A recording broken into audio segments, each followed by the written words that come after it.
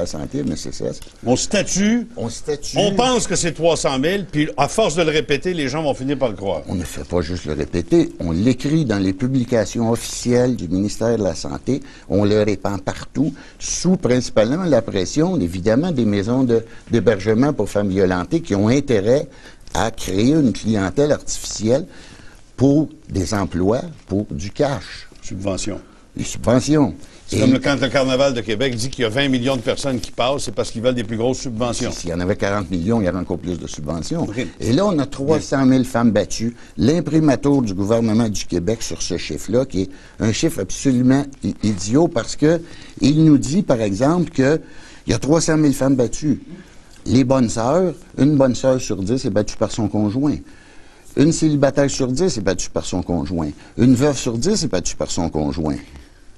Et là, quand on prend la population totale de femmes du Québec, on s'aperçoit que 300 000 femmes battues, c'est même pas 1 sur 10, parce qu'il n'y a même pas 300 000 femmes. Pour arriver à 3 millions de femmes. Pour arriver à 3 millions de femmes, il faut prendre des femmes à partir de 7 ans. Et là, une femme sur 10, ça donne 300 000 femmes battues. Et ça reçoit l'imprimatur du gouvernement. À part des maisons de refuge qui ont besoin de subventions, donc il faut établir le besoin, qui profite de cette fausseté-là? Tout le monde, tous les féministes professionnels vont profiter de ça, puisque les hommes du Québec sont des gros méchants batteurs de femmes, etc. Il faut aider les pauvres femmes. Alors, il faut aider les pauvres femmes en leur fournissant des refuges s'ils sont battus, en leur fournissant de l'aide psychologique, en leur fournissant, etc., etc. Et à partir de la politique d'aide aux femmes de 1987, les millions commencent à pleuvoir sur les féministes professionnels. Écoute, ils doivent aider 300 000 femmes battues par année. Donc, ça prend un plus gros budget, étant donné que la demande. Bougez pas, on revient. La suite dans un instant. Vos explications laissent croire à une industrie de la violence, quelque chose qui vit de cette perception-là et qui vit très bien, merci, en allant chercher l'argent des taxes. Est-ce une interprétation avec laquelle vous êtes d'accord? Il y a une industrie de la violence faite aux femmes? C'est tout à fait, c'est très payant, l'industrie de la violence faite aux femmes, surtout qu'elle est basée sur des chiffres complètement farfelus.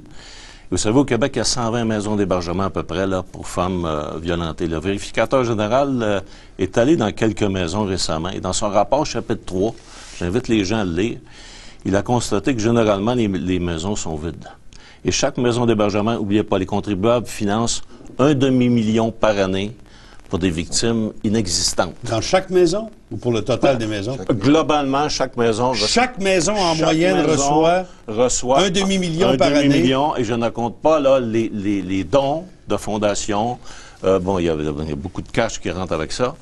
Sans contrôle, et c'est ça que le vérificateur général dit, sans contrôle de la part des agences de santé. Contrôle qui serait quoi? Savoir combien de... Combien de victimes? Nous, on essaie la prévention d'avoir les bilans financiers de ces maisons-là. Ça fait 5 ans qu'on essaye, là. On s'en va dans la commission d'accès à l'information. On les veut, les documents. Pourquoi ils les cachent? On n'est pas capable d'avoir ça. Ça fait 5 ans qu'on essaye de les avoir, là. Alors, c'est devenu une immense industrie. C'est des fléaux inventés de toutes pièces.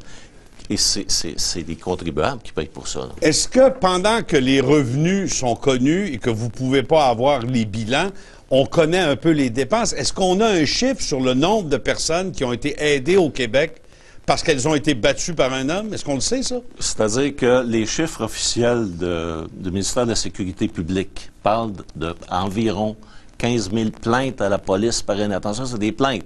C'est pas des condamnations, là. Donc, il y a à peu près 15 000 plaintes à la police, hommes et femmes, là. Pour le total du Québec? Pour le total du Québec, c'est des chiffres officiels. On est loin du 300 000? On est très loin du 300 000. Et mais les filles ne se plaignent pas, il faut multiplier par 20. Bien, c'est ça. Alors, vous savez, c'est toute cette structure-là qui date depuis 25 ans. Et nous, à la prévention, on est rendu, on n'a pas fini de calculer, à notre équipe de recherche, c'est 10 milliards, pas des farces de dollars, qui ont été investis par les citoyens pour des victimes qui n'ont jamais existé. Nous, on demande une enquête publique. C'est pire que le scandale des commandites.